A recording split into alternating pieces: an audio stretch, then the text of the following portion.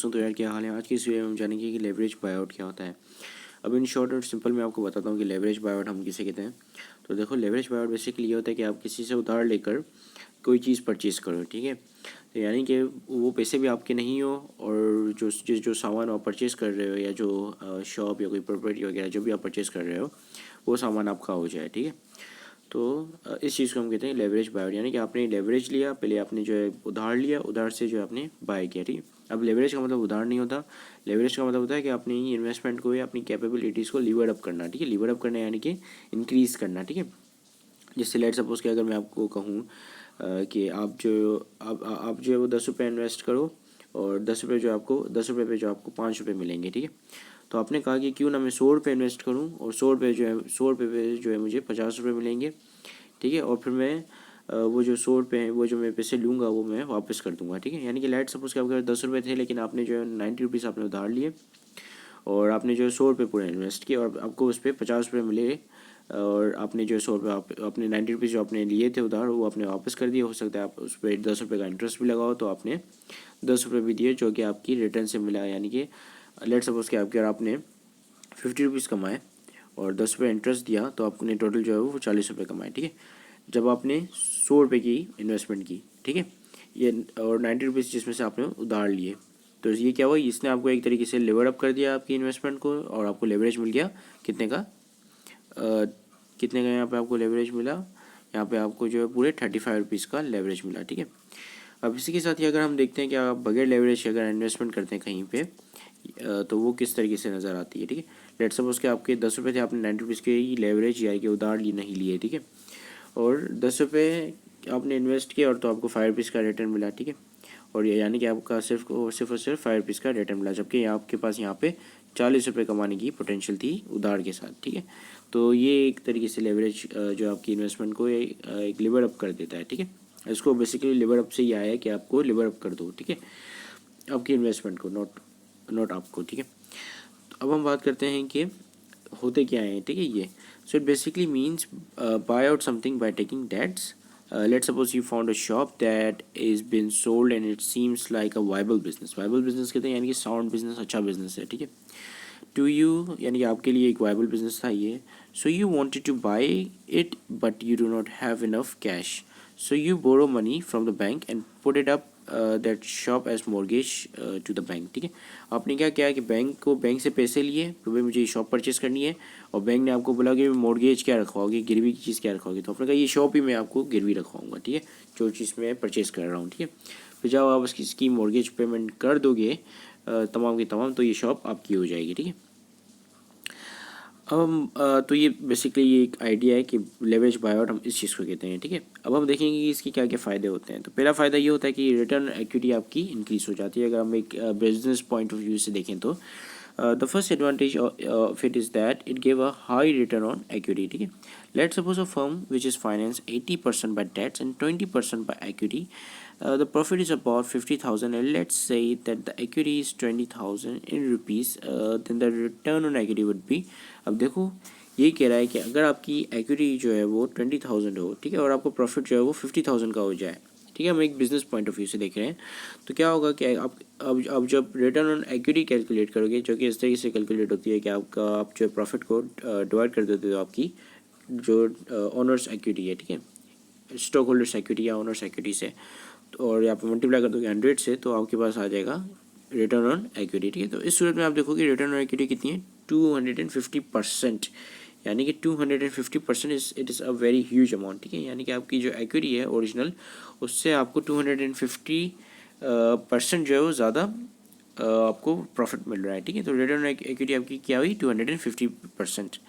अब यहाँ पे हमारे पास एक दूसरा सिनेरियो है जहाँ पे सेम वही क्वेश्चन है, लेकिन आपकी जो एक्विटी है, अभी एक्विटी जो है आपकी 20,000 कैसे हुई, आपने डेट से फाइनेंस किया, डेट फाइनेंसिंग की, तो जिसकी वजह से आपकी जो एक्विटी कम हो गई और आपकी लाइबिलिटीज़ जो है काफ़ी बढ़ गई, ठीक है। लेट सपोज कि आपकी जो टोटल आपका जो कैपिटल, और मतलब टोटल कैपिटल आपका लाइबिलिटीज़ प्लस कैपिटल जो आपका लेट सपोज 50,000 है, ठीक है। और 50,000 में से 20,000 आपकी जो है वो एक्विटी है, ठीक है, एक्विटी है, और 30,000 आपकी लाइबिलिटीज़ हैं, ठीक है। यानी कि 30,000 आपके पास यहाँ पे आपने डेट लिया हुआ है, ठीक है। डेट से आपने कुछ एसेट्स वगैरह खरीदे, ठीक है। 30,000 आपने डेट से पैसे चीज़ें खरीदी या एसेट्स खरीदे या स्टॉक्स में इन्वेस्ट किया, ठीक है। और 20,000 से आपने अपने पैसों में लगाए, ठीक है। 30,000 आपने कहीं से उधार लेकर लगाए और 20,000 आपने अपने पैसे लगाए, ठीक है। तो जो अपने पैसों पे यानी कि आपके जो पैसों पे यानी कि इक्विटी पे जो आपको रिटर्न मिलेगा वो काफ़ी ज़्यादा हो जाएगा, ठीक है। जबकि अगर आप सिर्फ अपने पैसे लगाओगे तो रिटर्न ऑन इक्विटी इतना ज़्यादा नहीं होगा, ठीक है। तो इससे क्या होता है, लेवरेज बायआउट से रिटर्न ऑन इक्विटी काफ़ी बढ़ जाती है, ठीक है। और return on equity it's a very great indicators to make investing decisions, ठीक है। तो ये इस सूरत में देखो, अगर रिटर्न ऑन इक्विटी देखें तो ये 100% है, जबकि वहाँ पर जो है वो 250% थी, ठीक है। अब हम बात करते हैं कि इसकी किस तरीके से एडवांटेज होता है, ठीक है, रिटर्न ऑन इक्विटी ज़्यादा होने का या लेवरेज से चीज़ें खरीदने का, ठीक है। तो देखो कंपनी बी है, हम देखते हैं कि कंपनी बी के पास सिर्फ 10 रुपये हैं, ठीक है। और कंपनी ए जो है वो काफ़ी प्रॉफिटेबल बिजनेस है एक, और काफ़ी जो है अच्छा खासा रिटर्न कमाता है। इसका जो पर ईयर का जो रिटर्न आता है वो लेट्स सपोज के 90 मिलियन है, ठीक है। मैंने ये 9 गलत बना दिया, इसको मिटा के फिर से बनाते हैं। 90 मिलियन, ठीक है, 90 मिलियन आता है। और ये कंपनी के पास जो है वो 10 मिलियन अपफ्रंट पड़े हुए हैं, ठीक है। अब कंपनी बी के दिए गए हैं कि कंपनी ए अच्छे पैसों में सोल्ड आउट हो रही है, ठीक है, मैं ये कंपनी ए खरीद लेता हूँ, ठीक है। अब कंपनी बी ने कहा कि मैं ये कंपनी ए मेरे पास तो सिर्फ जो है वो 10 मिलियन पड़े हुए हैं। तो कंपनी बी ने जो है वो बाकी 80 मिलियन का इसने उधार ले लिया, ठीक है। और उसने कहा कि 80 मिलियन बैंक से उसने उधार लिया और बैंक को बोला कि हम जो है वो आपको वापस करते जाएंगे, ठीक है, 80 मिलियन। अब लेट्स सपोज कि कंपनी अच्छा ये कंपनी ए जो है ये 90,000 इसका रिटर्न नहीं है, बल्कि 90,000 इसकी प्राइस है, ठीक है। रिटर्न जो है लेट्स सपोज हम कहते हैं कि रिटर्न जो है कंपनी ए का 10,000 है, ठीक है। 10,000 मिलियन, सॉरी 10 मिलियन जो है कंपनी हर साल प्रॉफिट कमाती है। और 90 मिलियन जो है कंपनी की वैल्यूएशन है, आगे 90 मिलियन में कंपनी बिक रही है, ठीक है। और कंपनी बी ने 90 मिलियन में ये कंपनी ए खरीदी, ठीक है। 20,000 उसने बैंक से लिए, 10,000 उसके अपने थे। अब जो इससे रिटर्न आएगा हमेशा 10 मिलियन रिटर्न आया। तो पहले साल जब रिटर्न आया तो कंपनी के बी के पैसे रिकवर हो गए, ठीक है। अब कंपनी बी को जो बैंक के पैसे रिकवर करने हैं और उसको सूद समेत देना है, ठीक है। तो लेट्स सपोज कि बैंक जो है वो हर साल जो है प्रिंसिपल प्लस इंटरेस्ट जो है वो कितना 8 मिलियन चार्ज करती है, ठीक है। लेट्स सपोज 8 मिलियन या लेट्स सपोज 7 मिलियन चार्ज करती है।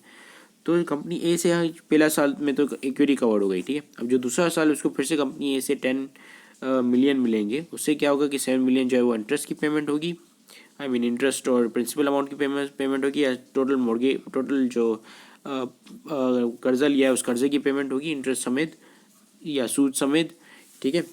और बाकी कंपनी ए का जो आफ्टर पेइंग दिस सूद and interest and principal, company A का जो प्रॉफिट बचेगा वो कितना बचेगा 3 मिलियंस का, ठीक है। 7 8 9 10, तो 3 मिलियन का ये प्रॉफिट बचेगा, ठीक है। मैं इसको पूरा रफ कर लेता हूँ तो आपको समझने में आसानी हो, ठीक है।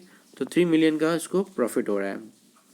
तो क्या हुआ, अब ये 3 मिलियन तो अब ये हर साल मतलब ऐसा होता जाएगा और फिर आखिर में क्या होगा कि कंपनी ए जो है फुली कंपनी बी की हो जाएगी, ठीक है।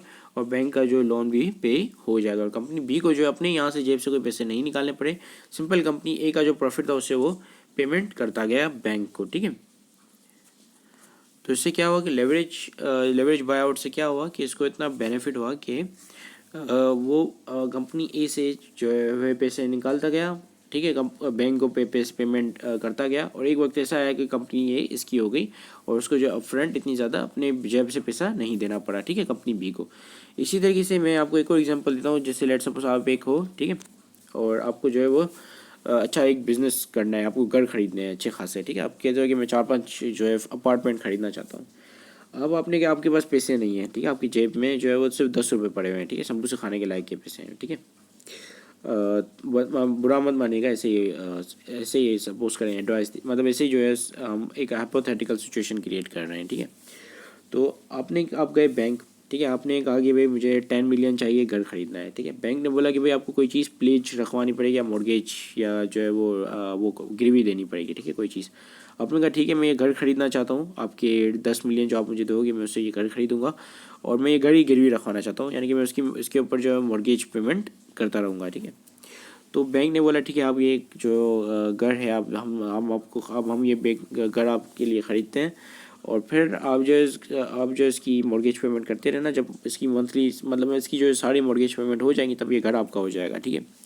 अब आपने क्या किया, उस घर को जो है वो किराए पे लगा दिया, रेंट पे लगा दिया। अब रेंट जो है मॉर्गेज पेमेंट थी आपकी, लेट्स सपोज 7,000, आपने कहा भाई रेंट में आपसे लूँगा 8,000, ठीक है। जो भी पार्टी आपको मिली आपने उनसे मुआहिदा कर लिया कि भाई आप उससे 8,000 रेंट लोगे। अब उस 8,000 में से 7,000 आप जाओगे दोगे बैंक को, ठीक है। अब ऐसा हो, 1 साल हुआ, ऐसा दूसरा साल हुआ, तीसरा साल हुआ, चौथा साल हुआ, और आपकी मॉर्गेज पेमेंट पूरी हो गई। जब आपकी मॉर्गेज पेमेंट पूरी हो जाएंगी तो क्या होगा कि आपको ये घर आपका हो जाएगा, ठीक है।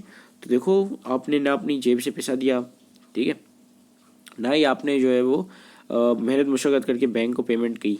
आपने सिंपल दिमाग लड़ाया, अपने दिमाग लड़ा के घर खरीदा, घर से जो पैसे आए वो बैंक को गए, ठीक है, और ये जाते गए और बैठे बैठे आपको जो है घर मिल गया, ठीक है। तो ये फ़ायदा होता है लेवरेज बाय आउट का, ठीक है। और मेरी राइटिंग भी माइंड मत कीजिएगा, ठीक है। So this is it, thank you very much for watching this video, have a great day and अल्लाह हाफिज़।